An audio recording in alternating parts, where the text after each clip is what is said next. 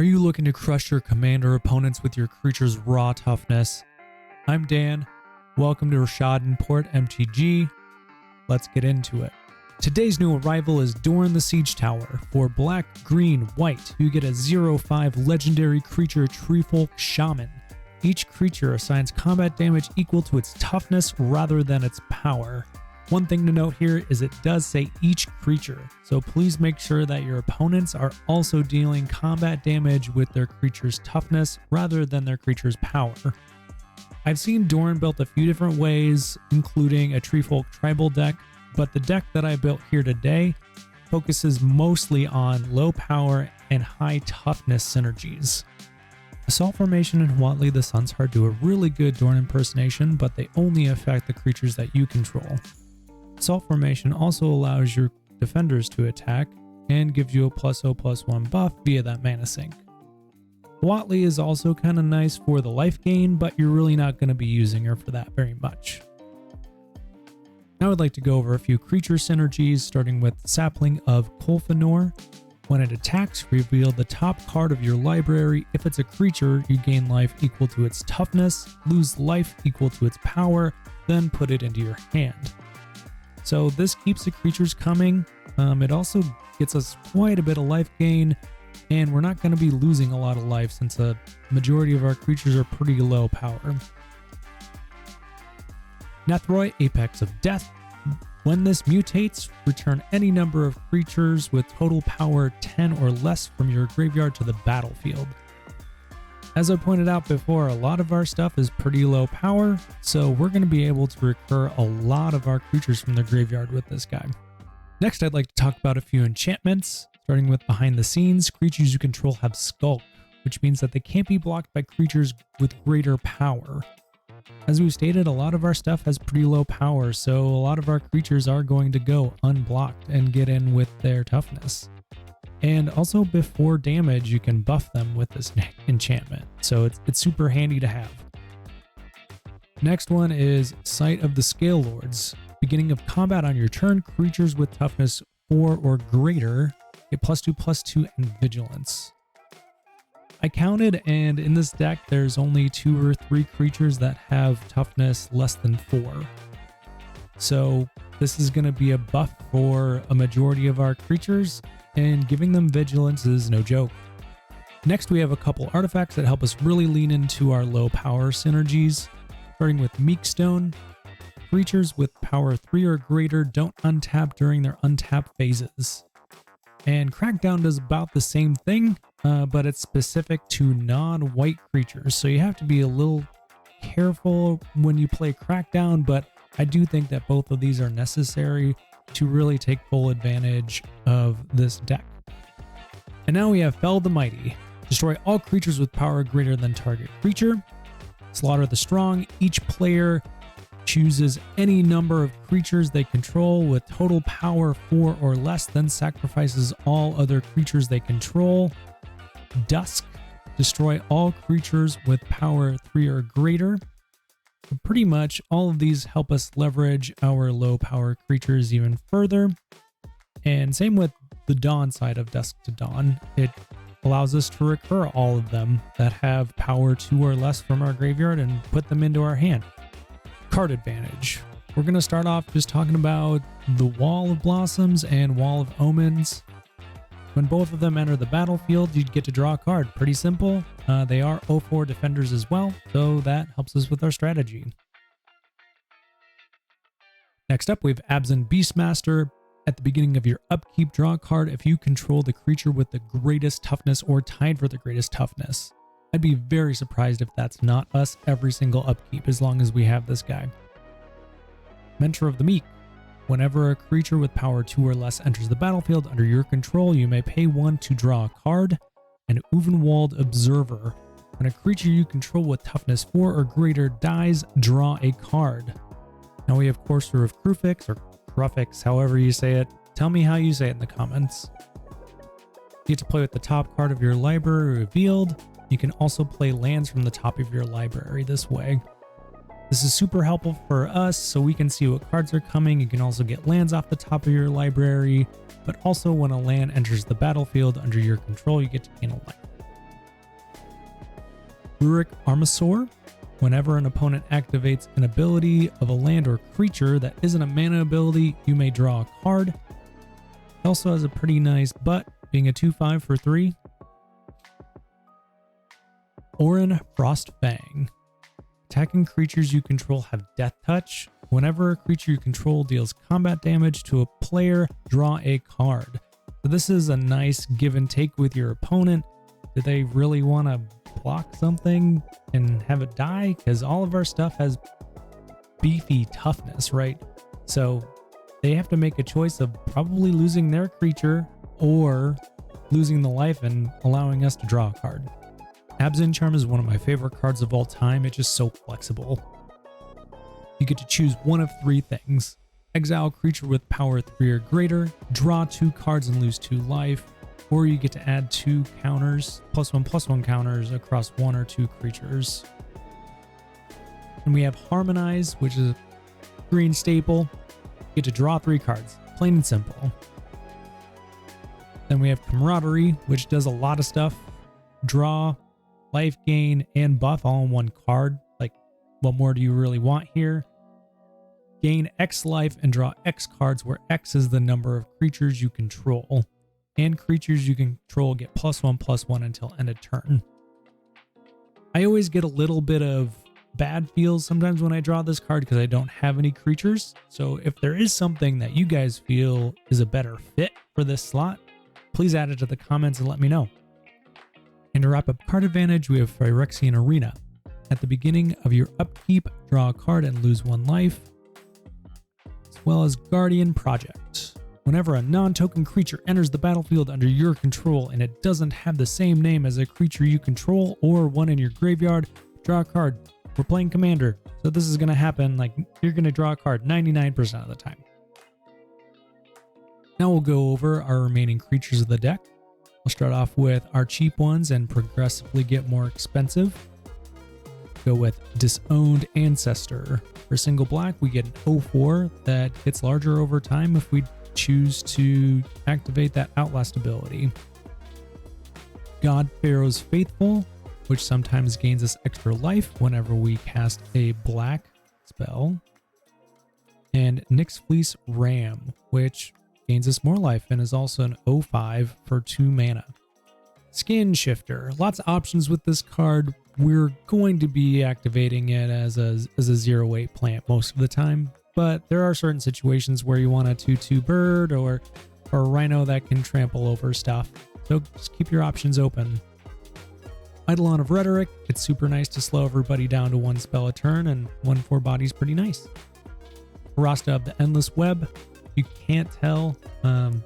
Creatures with flying are kind of annoying for this deck to deal with. So having this card, since it has reach and also spawns a bunch of 1/2 spiders whenever an opponent casts a instant or sorcery spell, is super nice. Sidar Kondo of Jamura. Flanking. Creatures opponents control without flying or reach can't block creatures with power 2 or less. So giving our creatures some more evasion. And here's my boy Siege Rhino, one of my pet cards. I had to include him because this was Abzan colors. If you cut him, I understand, but you're going to break my heart. Next is Ikra Shadiki the Usurper Menace. When a creature you control deals combat damage to a player, you gain life equal to that creature's toughness. We're going to be gaining a lot of life with this card. Now we got trees. Tree of Perdition, Defender. Exchange target opponent's life total with its toughness. And Tree of Redemption, Defender. Exchange your life total with its toughness. So you can do some fun little combat math things here, either with your life total or your opponent's life total, depending on which tree you have. So an example is if you're attacking with 13 points of damage or more and you have Tree of Perdition, you can swap your opponent's life total with it and you're probably going to kill them. We also have Silklash Spider. Reach and X green, deal X damage to each creature with flying. As I stated before, this deck has some issues with creatures with flying. And this is a really good answer to all of that, and has a really nice butt. And to round out the creature suite, we have Oathsworn Giant, which is our toughness lord with vigilance. Gives all of our other creatures +0/+2 and vigilance. Heavenly Blade Master.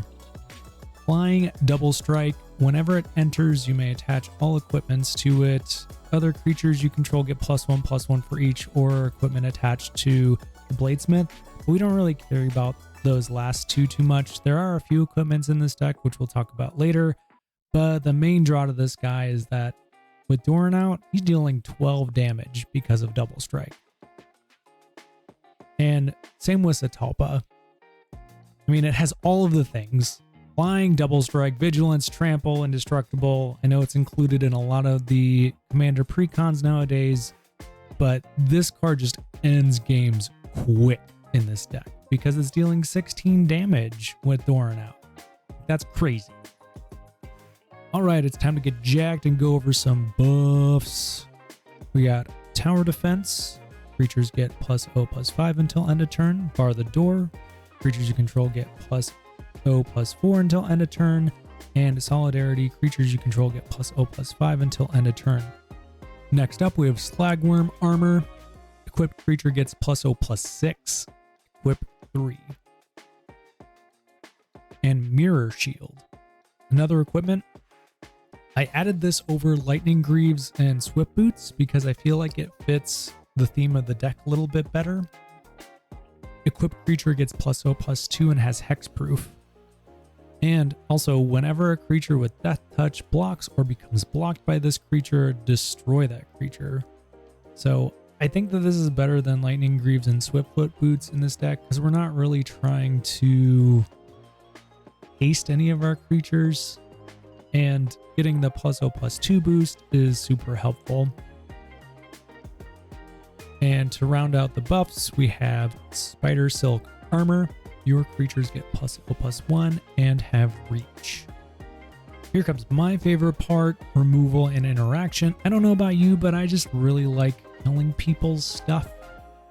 So let's get into it. We have Despark, exile a permanent with mana value 4 or greater. Fracture, destroy an artifact, enchantment, or planeswalker. Next up is Mythos of Nethroi. If you spend Abzan colors, you get to destroy target non-land permanent at instant speed. Pretty great. Utter End, exile target non-land permanent, and Aura Shards because we're creature deck. Whenever a creature enters the battlefield under your control, you may destroy an enchantment or artifact. Because we're not a blue deck, obviously we have to protect our creatures in other ways, because that's how we win. We win through combat damage with this deck. So we have Heroic Intervention, permanent you control, gain hexproof and indestructible until end of turn. Flawless Maneuver, which gives all of your creatures indestructible, and it's free if you control a commander. And to round it out, we have Teferi's Protection, because you know we all need protection from Cyclonic Rift. Now let's get into ramp. We have Farseek, which lets you search up any land type other than forest. So getting all your basics, shocks, duels, triomes, etc. I mean, as long as they have other types other than forest. Nature's Lore, which is probably my favorite ramp spell of all time, I think, because it's just so efficient. You get to search your library for any forest and put it into play untapped. So that includes all of your shocks, your duels, your triomes, armoring Bosk in this deck, even just a basic forest if you need to. Rampant Growth, search your library for basic land and it enters tapped. Then we have 3 visits, which I just have to say, I'm super glad that this got a reprint because this was so expensive and I wanted to play it forever. And now I'm glad that it's super cheap, minus the old version, but just get the cheap version. Cardboard is cardboard. But this is exactly like Nature's Lore. You get to find any forest and it enters untapped. Now into the mana rocks, we have Soul Ring, Arcane Signet, and Chromatic Lantern. I typically include Chromatic Lantern in any of my 3+ color decks. And here we have all 3 signets. I added these over more expensive ramp options for a few reasons. The main one being Doran's mana value is pretty low, so having access to the mana that I need to cast him early is nice. And I also just prefer to have more efficient ramp in general. So whenever I get a chance to play more than one signet, you'll see all of them. Now into utility lands. I define utility lands as lands that do more than just tap for mana. So we'll start off with Scattered Groves and Indatha Triome. Both of these can cycle, so that's why they're here. Now we have the Canopy lands, or the Horizon lands, whatever you want to call them. They tap for mana where you lose life, or you can pay 1 mana and sacrifice them to draw a card. So these are great early so that you can cast your spells, and then you can sacrifice them late when you're running out of gas. Next we have Castle Locthwain, which enters the battlefield tapped unless we control a swamp. It taps for a black, 1 BB, draw a card, then you lose life equal to the number of cards in your hand. I think this card's great. It allows us to draw multiple cards over multiple turns. The life loss isn't too detrimental to us because we have some incidental life gain in the deck. Command Beacon adds a colorless, but we can tap and sacrifice it to put our commander in our hand from the command zone. So Doran, being as cheap as he is, being able to just put him in our hand and get around that commander tax is great. And the last one for utility lands is Forbidding Watchtower. Enters tapped, but it adds white, and it is 1 white. It becomes a 1/5 white soldier creature until end of turn. I normally don't include creature lands in my mana base for commander, but this one being 1/5 for 2 feels pretty great. Now I'm going to wrap things up talking about our remaining lands. I will preface this section saying that you can replace any of the lands at this point with what fits in your budget. You don't need these expensive options for this deck. I just own them, so I want to play with them. We have all of the original duels, and then we also have our fetch lands. Now we have all of our shock lands and filter lands, followed by check lands, our trusty commander tower, the spicy one of Murmuring Bosk, which, as a reminder, it is a forest, so you can search for it with your fetches, as well as cards like Nature's Lore. And we also have the Sand Steep Citadel. And to finish off the land base, we have 3 plains, 3 swamp, and 4 forest. Thank you so much for watching. If you enjoyed my content, please like and subscribe. If you have any suggestions on ways I can improve or a video you'd like me to create, please send me a message on Twitter or add a comment. Until next time, see ya.